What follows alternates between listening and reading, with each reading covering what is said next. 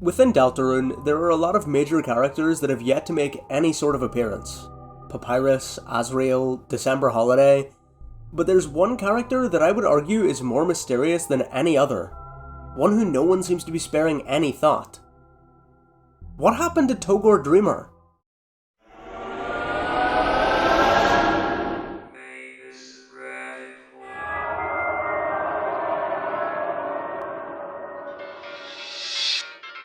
Togore has been a mystery from the moment Undertale released, which was 10 years ago on the day I'm uploading this video, funnily enough. He hasn't had any major content, but what we've seen has only given us more questions, and he's only become a more confusing character as time has gone on. Today I want to go over the little content we do have within Undertale, Deltarune, and outside of both games, and propose my own theory for his lack of presence. With that being said, I'd like to get started by going over his first appearances, because despite not being too much to cover, it might also be the most we've ever seen of Togore. To be honest, Togore is such an obscure character that a lot of people who have played through the game don't know he exists. I thought this was odd at first, but it actually makes a lot of sense if you know how Undertale works. An important mechanic within Undertale's code is what's referred to as the fun value, a random number between 1 and 100 that's generated upon every reset. Depending on which number players get, they can experience several completely unique events that others might miss. This feature is probably the reason that so many players didn't end up finding out about Togore, as his entire existence within the game is locked behind it. The average player could make their way through the entire game without seeing him whatsoever. However, if any player is lucky enough to start the game with a fun value of 67, 2 small changes will be enabled and Togore can be encountered within the game. Whether or not this oddly specific number holds any importance is still unknown though. The first, less obvious change is that if you look closely during one of the game's flashbacks, showing the moment that Asriel and Kara first met, one of the images has been slightly changed to include a new figure in the background. The more clear change, and one of the only bits of his content that I have seen people discuss, is that during the playthrough, Togore will actually appear in one of the corridors of the MTT resort. Sadly, that's pretty much the extent of it though. He doesn't have any dialogue or anything. The only reason we found out about his name was because of how he was labelled in the code. There is one interesting part about this appearance though, and it's a lesser known fact. In the Nintendo Switch port of Undertale, even in playthroughs with the correct fun value, Togore is missing from the MTT resort. Most likely assumed that he had been removed or something, but if you backtrack after completing the True Pacifist route, he does eventually appear at the end of the game, and even has dialogue this time around. Togore explains his disappearance earlier, saying that he had been playing wiffle ball with some friends. Although this seemed like meaningless dialogue at first, it makes a lot more sense in today's context. This was the port that also added the original mention of Susie prior to Deltarune's release, and in Deltarune there are numerous mentions of December Holiday playing with a wiffle ball bat, so it's likely that the friends he mentioned were the holidays. If that's not enough, they do also get indirectly mentioned multiple other times in the game, so they're 100% present off-screen during Undertale. Lastly, one more interesting tidbit to note is that in the original PC release of Undertale, there is an unused second Togore sprite where he seems to have the colour palette of the game's Goners. This not only makes no appearance in-game, but has been removed in all other releases.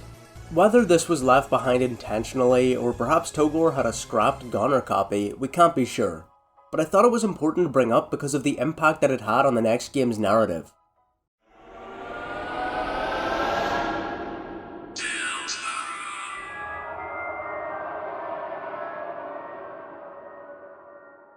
Now, I'll be honest, Togore has got pretty much nothing in this game, at best a potential hint to his existence in some rare dialogue. He's definitely still in mind as there are many references to him outside the game itself, much like December, but when it comes to Deltarune, Togore is so far nowhere to be found. This is the main reason I discussed the unused Goner sprite, as many fans assumed it had something to do with his absence. In fact, Goner Kid's dialogue in Undertale refers to a world where everything is the exact same, except you don't exist. People assumed this could be the case with Togore and that he's simply been erased entirely. There's plenty of evidence otherwise outside of the game, but when it comes to Deltarune itself, there's one interaction that to me proves Togore is still present, just off screen. Unlike Undertale's fun value, Deltarune's minor changes depend on which save slot a player is playing on. There are many slight changes to the game depending on which of the three is being used, and it was discovered that way back in Chapter 1, if players were on save slot 3, Asgore's dialogue in the flower shop would slightly change. While most of this interaction is the same, on save slot 3, Asgore will offhandedly mention that he hopes your brother will leave his room the next time you stop by. Most players chalk this up to another reference to the absent Asriel, but this doesn't exactly make much sense. I mean, he's not even in Hometown at the minute. What room would Asgore want him to leave? I'm confident that this rare interaction was a subtle reference to Togore, and if this is the case, it actually explains a lot. Many have questioned why Togore wouldn't have a room in the family home if he existed in this universe, but maybe while Kris and Asriel have lived with Toriel, Togore has been living with his father?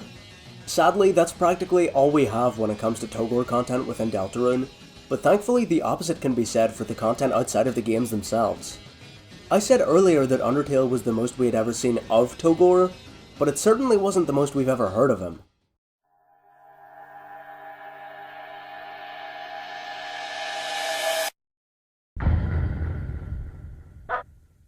These games have a lot of official bonus content online.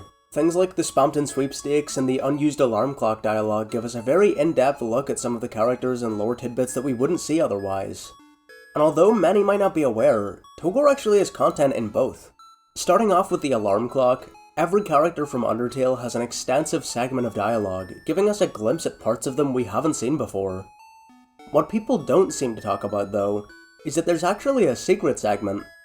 Some fans discovered that by looking through the source code, Asgore's dialogue has a very slim chance to be entirely different, and gives us our first proper look at Togore's character. This dialogue, despite not being anything lore heavy, is probably the most major Togore content we've gotten so far. It's told from an outside perspective of course, but having a look at the family life we've never got the chance to see is huge. In Undertale, because of the tragedy, the focus has always been on Asriel and Kara, and in Deltarune the family has already practically fallen apart. Although this is set in the Undertale universe, it gives us a good idea of what Togore could be like if we ever meet him in Deltarune. Another much smaller bit of content, this time from Togore himself, can be found in one of Noelle's blog posts from the Spampton sweepstakes. It's not much, but in the comments there's an odd blank user named Togore-tastic that plainly asks her to DM them, saying that they've been looking for information. This might not seem like much, but with the full context it gives me a pretty solid idea of why Togore has been missing throughout Deltarune, which I'll get into soon. Lastly, one of the most lore-important appearances of Togore in Deltarune's universe can be found in the post about Icy being a cryptid. I know it sounds ridiculous, but trust me. Not only does this page casually name-drop Togore through Noelle's report, but there's actually a lot more to it than fans first thought. Most were only focused on the link at the bottom, referring to Noelle's sister, which upon clicking takes fans to a fake 404 page, stating that the user couldn't be found. What most didn't notice is that if you backtrack and hover over Togore's name in the report, it is clickable and leads to another page, despite not being highlighted. This page is almost identical to the page about December, but rather than saying that the page couldn't be found, it says that the page would rather not be found. That seems to be all we've got regarding Togore so far, but it actually gives me a solid idea of what his story in Deltarune could be and why we haven't run into him yet. I've talked before about December going missing and how much of a major impact it probably had before the game's events. In things like the alarm clock dialogue and even his appearance in the switchboard, Togore seems like an awkward but happy child. Meanwhile, in Deltarune he apparently rarely even leaves his room. Undertale confirms that he and the Holiday Kids are friends, so if I were to guess why he hasn't appeared yet, I'd bet that Dessa's disappearance had impacted him just as heavily as all of the game's other characters. He openly asks Noelle to talk with him to discuss information he's been searching for, and apparently doesn't want to be found. I think that unlike most characters, Togore is completely determined to find December, staying in his room, searching for information, and not wanting to be found until he finds anything that could help bring his friend home. Despite not getting covered much by fans or theorists, Togore might be one of the most interesting characters in either of these games in my eyes. I know we don't exactly have much content to go off of, but I'm confident that this build-up can't be for nothing. In Deltarune, Toby is focused on a lot of characters we haven't seen in the spotlight before. We finally got to see Old Man Gerson in his prime, the game steers far away from having any of the main characters of Undertale play too strong a role, and following this pattern, it's only a matter of time before we finally see Togore make a proper debut. Let me know your own thoughts and theories in the comments below. I don't see nearly enough discussion about the guy. I want to hear from people that are as crazy about his potential lore as I am. Plenty of fans believe that the next chapter will take place in Asgore's flower shop. Maybe if we're lucky, we'll have him join our party in the Dark World. We can't really know for sure, but I'm definitely crossing my fingers. Until then, this has been May is Radical. Thank you for watching, and have a Togore-tastic day.